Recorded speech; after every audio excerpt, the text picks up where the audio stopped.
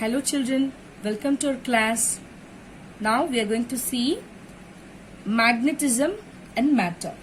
See, the word magnet is derived from the name of an island in Greek, the Magnesa, where the magnetic ore deposits. Right? See, this and all we know that there are iron tipped rods are similarly affected. So this attractive property of magnets is difficult for them to move around. Right? Same like direction property also we know that. So the directional property of magnets was also known since ancient times. A thin long piece of magnet when suspended freely pointed, we know that north-south direction. See the early stage which is named as lodestone, right? And a lot of properties of magnets also we know that. And we have some story like how they seen the direction. See these they call out nowadays engineers, they call that craftsmen. They identified built a chariot on which they placed a magnetic figure with arm outstretched. See, with the help of this chariot, see that earlier stage of people, troops were able to attack the enemy from the rear in thick fog, or to it is very easy to defeat them.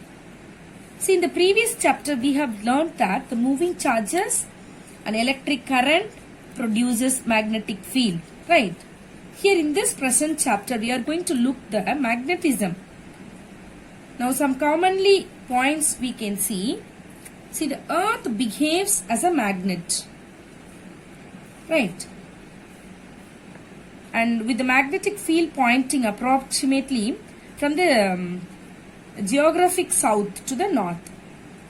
Suppose when a bar magnet is freely suspended, as we said, the north-south direction, the tip which pointed to the geographic north is called north-seeking pole, and the tip of which point geographic of south is called south-seeking pole. There is a repulsive force when north pole of two magnets are brought closer, and there is an attractive force between the north pole of one magnet and south pole of other magnet. These are the basic points which we are seeing now. And the next point, we cannot isolate the north and the south pole of the magnet. That also we know. Right? If a bar magnet is broken into two halves, we get two similar bar magnets with somewhat weaker properties. See, unlike electric charges, the isolated magnetic north and south pole, which is known as magnetic monopoles, that do not exist.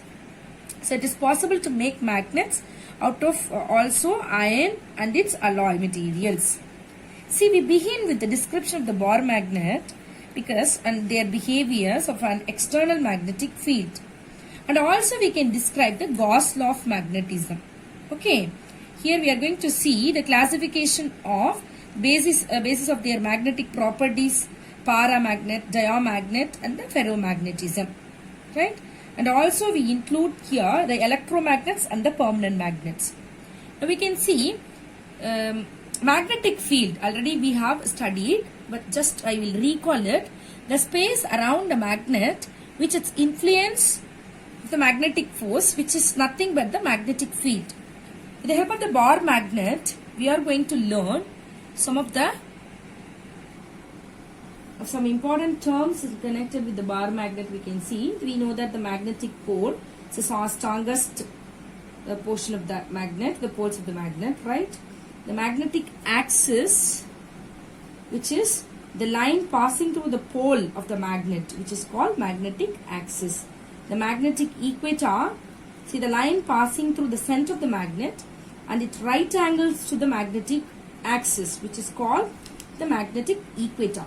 So the magnetic length and the geographical length or geometrical length, we can say that there is distance between the two poles of the magnet, which is called the magnetic length of the magnet. Okay, it is maybe slightly very less than the little less than the geometrical length of the magnet. Okay. See the Coulomb's law of magnetic force. See this law states that the force of attraction or repulsion between two magnetic poles, which is directly proportional to the products of their pole strength and inversely proportional to the square of the distance between them. Okay, so that we can say F, which is equal to mu naught by 4 pi Q m1 Q m2 by r square. So which is directly proportional to the product of their poles and inversely proportional to the square of the distance between them. Okay, this is Coulomb's law of magnetic force. So the magnetic dipole. Say two equal and opposite magnetic poles separated by a small distance, which is called magnetic dipole. So that means a bar magnet and a current carrying loop or magnetic dipoles we can say. So the magnetic dipole moment, which means M, which is equal to Q into 2L. See, it is equal to the product of the pole strength and the magnetic length we can say. So Q into 2L. The SI unit of the dipole, which is ampere meter square, or we can say joule per Tesla. Okay, this also we can say. Okay, now the magnetic field lines. So the magnetic field lines, which means the closed curve, or we can define as the curve, the tangent to which any point gives the direction of the magnetic field at that point. Right. So properties, some of the properties of field lines. See, we can say these are the closed curves. It starts from N pole and ends with south pole. Right. And the lines of forces never cross each other like electric field lines. Here the magnetic field lines also. They start from what we said and end on the surface of the magnet normally. See, the relative closeness of the lines of forces is to measure the strength of the magnetic field, which is maximum at the poles. So these are the some properties of lines of forces. So the bar magnet as an equivalent solenoid.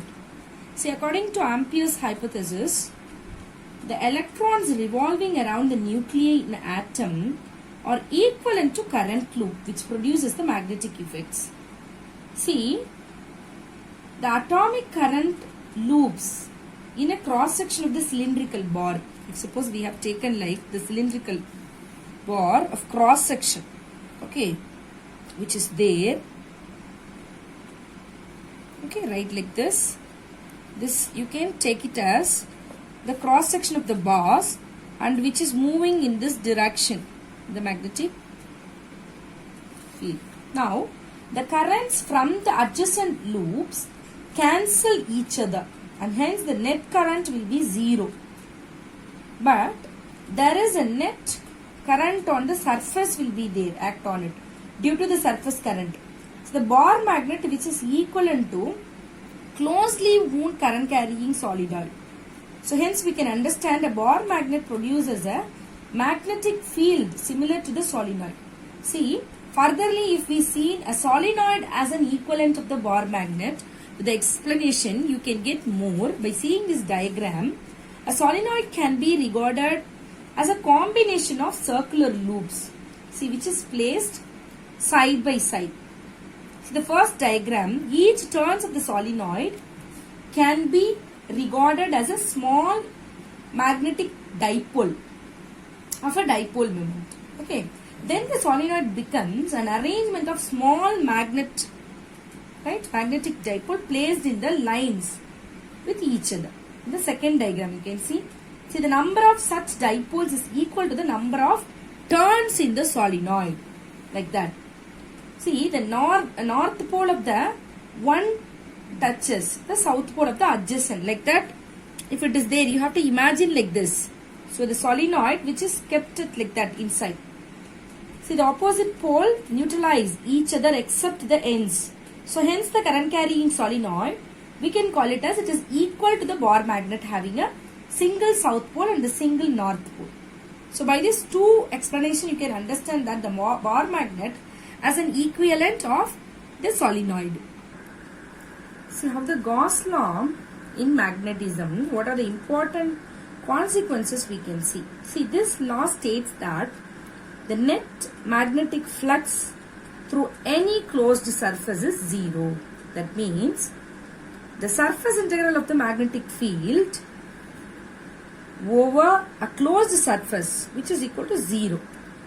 How the consequences is matches with that we can see. Gauss law indicates that there are no sources or think of the magnetic field inside a closed surface. So this implies that isolated magnetic poles, that means the monopoles, do not exist, right? The second point, the magnetic poles always exist as unlike pairs of equal strengths. And if a number of magnetic field lines of forces enter a closed surface, then an equal number of lines of forces must be leave from that surface. So these are the some consequences of Gauss law. Have you all understand, children? Thank you.